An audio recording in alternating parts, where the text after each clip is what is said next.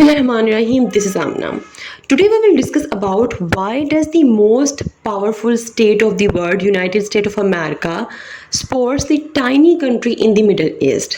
ऐसा इसराइल में क्या है कि भाई वो एक छोटा सा मुल्क है मिडल ईस्ट में, उसके बावजूद दुनिया की जो सुपर पावर है यूएस, वो इसको सपोर्ट करने पर मजबूर है. लेकिन despite the frequent violation of international law by the Israeli government, इसका सिर्फ एक ही आंसर है, that is one and only Israeli lobby. Israeli lobby क्या होता है कि किसी एक इंडिविजुअल का नाम नहीं है, किसी एक ऑर्गेनाइजेशन का नाम नहीं है, या किसी एक ग्रुप का नाम नहीं है, बल्कि it's basically a mixture of groups, individuals, organisations जो के साथ मिलकर यूएस की कांग्रेस के ऊपर, उनके थिंक टैंक्स के ऊपर प्रेशर इम्पोज करती है ताकि उनकी पॉलिसी हमेशा प्रो इसराइल रहे. फॉर एग्ज़ाम्पल कुछ नोटेबल ऑर्गेनाइजेशन में से एक का नाम मैं आपके सामने लिख देती हूँ.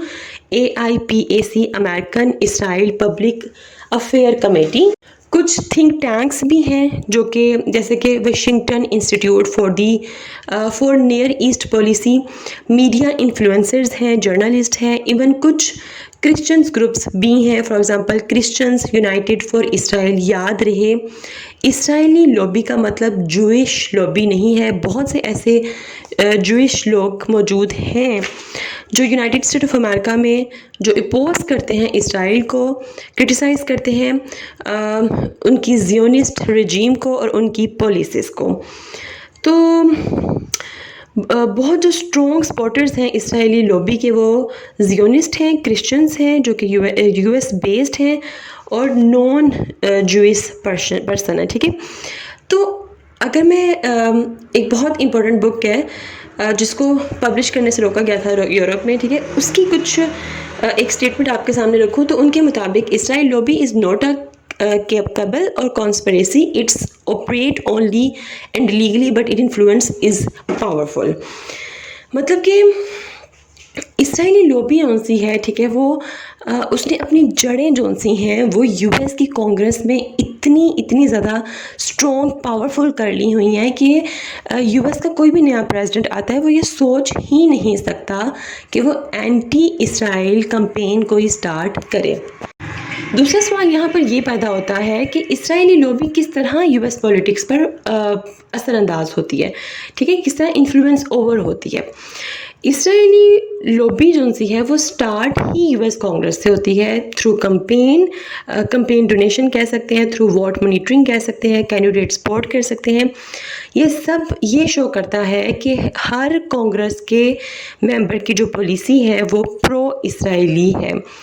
कोई भी प्रेसिडेंट यूएस का अगर अपनी लॉयल्टी शो करता है इसराइल को तो तभी आप समझे कि भाई वो अपना टाइम पूरा कर सकता है.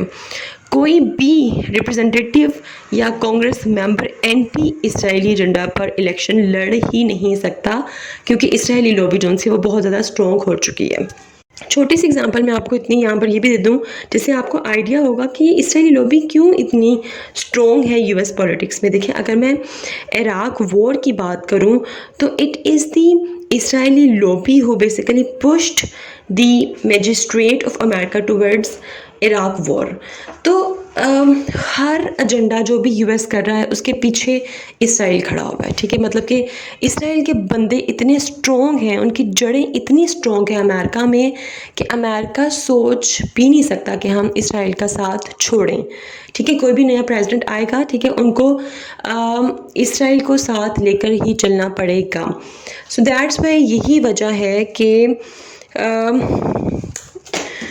यूएस जो सा है वो अमेरिका को सपोर्ट कर रहा है. मिलते हैं नेक्स्ट हॉट इशू के साथ. अंटिल देन मुझे अपनी दुआ में याद रखिएगा. स्टे ट्यून्ड एंड अल्लाह हाफिज़.